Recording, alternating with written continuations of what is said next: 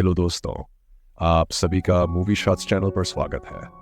आज हम एक लोकप्रिय कोरियाई ड्रामा रीबॉर्न रिच का एक्सप्लेनेशन सुनेंगे। यह है पार्ट 2 और पार्ट 1 मूवी शॉट्स चैनल पर पहले ही रिलीज हो चुका है। तो बिना देरी किए चलिए शुरू करते हैं रीबॉर्न रिच का एक्सप्लेनेशन। मैन जिनको हार्ट अटैक आया और तभी यून हियोन दरवाजे से अंदर आया और बोला, चेयरमैन जिन, मैं यून हियोन, और दौड़कर चेयरमैन जिन के पास गया। उसी समय सियोंग जुन दरवाजे से दौड़कर बाहर जाने लगा और यून हियोन ने इमरजेंसी डिपार्टमेंट को कॉल किया। वहीं दूसरी ओर सियोंग जुन दौड़ते दौड़ते लिफ्ट की ओर जाने लगा। इसके बाद हम चेयरमैन की बहन को देखते हैं जो कह रही है, तुमने कहा था कि इसके पीछे यंग की है, तुम कभी अपना वादा नहीं निभाते, गंदी राजनीति। इसके बाद उसके पति कहते हैं, राजनीति किसी बड़े काम के लिए की जाती है ताकि पूरे देश का नुकसान न हो। सुनियांग ग्रुप साउथ कोरिया की इकोनॉमी को कंट्रोल करता है और तुम्हारे परिवार को इस पर गर्व होना चाहिए। फिर चेयरमैन की बहन कहती है, मैं यहाँ सोनियांग कंपनी के अगले चेयरमैन के राज्याभिषेक को देखने आई हूँ जो मेरे पिता ने बनाई थी। इसके बाद उसका पति कहता है, अगर तुम उस समय अपने परिवार को मना करके मेरा समर्थन करती तो शायद सोनियांग कंपनी के चेयरमैन की जगह सोंग जून नहीं बल्कि तुम होती। इसके बाद वे एक कमरे में प्रवेश करते हैं। वहां पहुंचते ही वर्तमान चेयरमैन का भाई पूछता है, तुमने हमें एक साथ प्राइवेट रूम में क्यों बुलाया?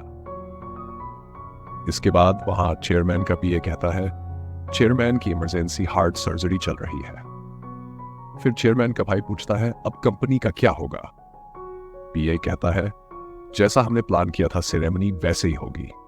अगर ये खबर न्यूज में लीक हो गई तो हमारी कंपनी के स्टॉक गिर जाएंगे। चेन की बहन का पति कहता है, घोषणा अगर चेयरमैन ने की होती तो ही उसका मतलब होता।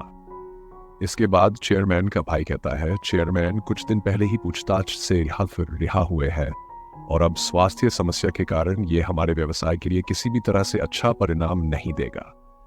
फिर चेयरमैन की बहन कहती है, तो फिर घोषणा कौन करेगा?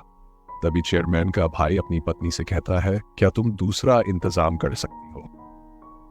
उसकी पत्नी जवाब देती है, गाड़ी में है, मैं वो लाकर देती हूँ। ठीक तभी चेयरमैन के भाई की बेटी कहती है, वाइस चेयरमैन सेओंग जून को इस समय सुनियांग कंपनी की उत्तराधिकार की घोषणा करने देनी चाहिए। यह मामला बहुत जटिल है, लेकिन इसका समाधान बहुत आसान है और वह है कि वाइस चेयरमैन कंपनी की जिम्मेदारी संभालें और यही कंपनी के कर्मचारी, शेयर होल्डर, परिवार के सदस्य सभी चाहते हैं, है ना हयोंग मिन? और हम जानते हैं कि हयोंग मिन वाइस चेयरमैन सेओंग जून की पत्नी है।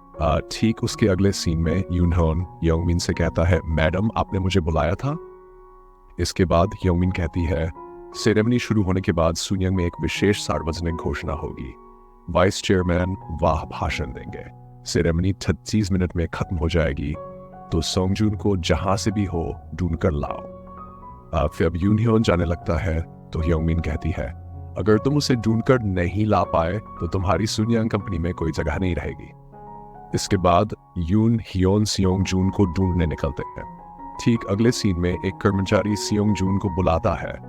सियोंग जून उसे चुप रहने के लिए कहता है, लेकिन जब कर्मचारी फिर से उसे बुलाता है तो सियोंग जून गुस्से में आ जाता है और उसके सामने पड़ी लाठी से एक्वेरियम तोड़ देता है। इसके बाद सेरेमनी शुरू हो जाती है, जहां पूर्व चेयरमैन की मूर्ति पर माला डाली जाती है। तब चेयरमैन के भाई की पत्नी अपनी बेटी से कहती है, तुमने सियोंग जून को घोषणा करने के लिए क्यों कहा? तुम उसे सोयांग कंपनी में और मजबूत कर रही हो।